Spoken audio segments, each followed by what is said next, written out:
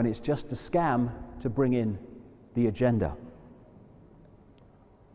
And just a quick one on that.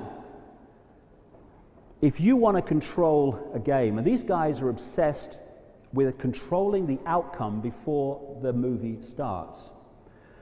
And if you want to control a football match, and you control one side, you're going to influence the football match, but you don't know what the result's going to be before a ball's kicked because there's another side you don't control. So in all debates, whether it's more power in the centralization of Europe or whether it's GM foods or whatever, they try to control both sides of the debate, give the illusion in the movie of some kind of free choice and debate while knowing the outcome before it starts.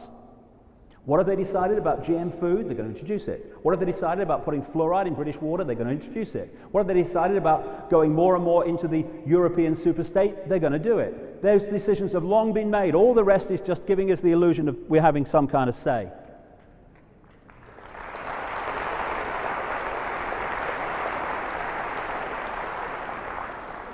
Now, this is the greatest form of imprisonment. It's what I call the prison without the bars. What happened was, eventually, the colonial powers of Europe, like the British Empire, they reached the point with their colonies around the world where they could no longer hold on to that power overtly, because the people were starting to kick up a stink.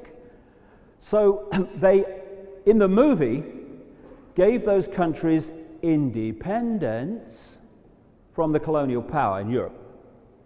What actually happened is they swapped one form of dictatorship for another. And then the other is the most potent form of dictatorship at all. The one there's two forms of dictatorship. There's one that you can see, touch, taste, and experience, fascism, communism, whatever, centralization of power with a dictator, and you know he's a dictator. It may take some time, but eventually the desire for freedom in the human heart will rebel against that kind of dictatorship because you can see it. You can focus on it. The greatest form of dictatorship is the hidden hand, which gives you the illusion of freedom while fundamentally controlling your lives, because people do not rebel against not being free when they believe they are.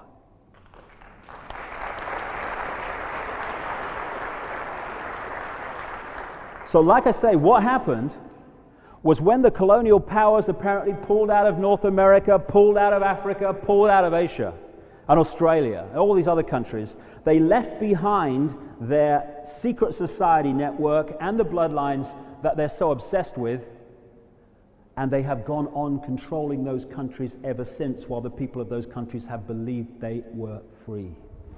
The prison without the bars.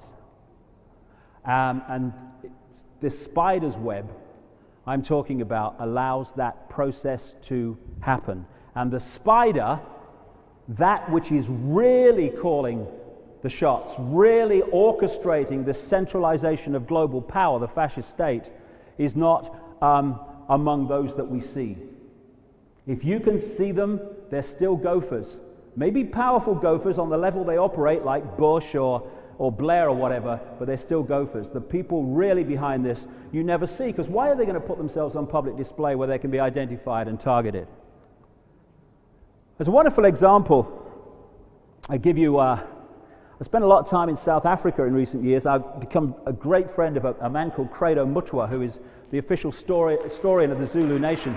Wonderful man. And he's filled me in on so many things that went on there during the apartheid regime. But this is a classic example. During apartheid, you had an in-your-face dictatorship. You knew where you stood. You were in a situation of control by the few. As a result of that, there was rebellion within South Africa, quite right, because they knew where they were. All across the world, there were all these protests. There were sanctions, there were all these things because the people around the world could see it. Apartheid, control. At that time, a few families in South Africa owned the gold mines, they owned the diamond mines, and they controlled at least 80% of the South African stock market. Then we had this movement to give a vote to black people in South Africa. Quite right. Mandela was brought into the presidency. We now have Thabo Mbeki. Today, in South Africa, there have been changes on the surface, yes, but who actually controls the lives of the people in South Africa? Today, all these years later, those same families that controlled the gold mines and the diamond mines and the stock market and the media before apartheid continue to do so.